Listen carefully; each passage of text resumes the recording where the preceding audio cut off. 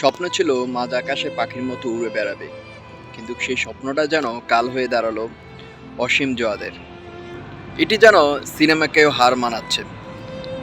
চট্টগ্রাম কর্ণফুলী নদীর উপরে ওয়াশিংটনের যুদ্ধ বিমানটি হঠাৎ করে আগুন লেগে যায়।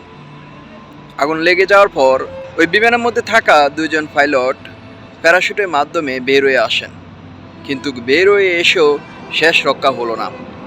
প্যারাশুটে দিয়ে তারা পানির মধ্যে পড়েন। কর্ণফুলীতে অনেক স্রোত থাকার কারণে তাদেরকে অনেক দূরে টেনে নিয়ে যায়। তাদেরকে উদ্ধার করে হসপিটালে নিয়ে যাওয়া হয়, কিন্তু দুঃখজনক একটি ঘটনা হলো দুপুরবেলায় চিকিৎসক অসীম জোয়াদের মৃত ঘোষণা করেন। দুঃখজনক একটি ঘটনা, এটি যেন সিনেমাকেও হার মানিয়েছে। প্রিয় দর্শক, আমরা একজন সৈনিক হারালাম।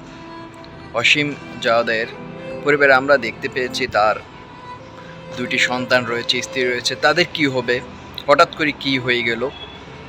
যাই হোক, অনেকে ভিডিওটার নিচে আমি দেখতে পেয়েছি কমেন্ট করেছেন যে যখন বিমানটি যুদ্ধ বিমানটি কর্ণফুলী নদীর উপর দিয়ে যাচ্ছিলেন, তখন বিকট একটি শব্দ হওয়ার পর সবাই উপরে আকাশের দিকে তাকিয়ে দেখে যে একটি প্রশিক্ষণ যুদ্ধ বিমানের মধ্যে আগুন লেগে যায়।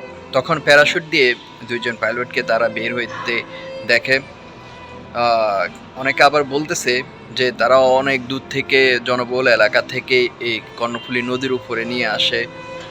তারা তো আর পরে নিজের হাল ছেড়ে দেয় যে আর পারতেছে না। তো আমরা একজন সৈনিক হারালাম, যে পানির মধ্যে পড়েও শেষ রক্ষা হলো না। যে পানি অনেক স্রোত থাকার কারণে।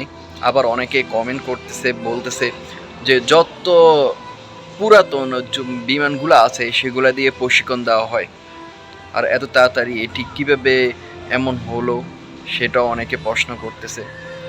যে বাংলাদেশে সব সময় যত পুরাতন যা আছে সবগুলা দিয়ে কিছুদিন আগেও কিন্তু ধান খেতে একটি বিমান আছড়ে পড়েছে, দেখতে পেয়েছি। না, এইটা কেন হবে? আমরা একজন সৈনিক হারালাম, তাকে তো আর ফিরে পাবো না। এর জবাব দিবে কে?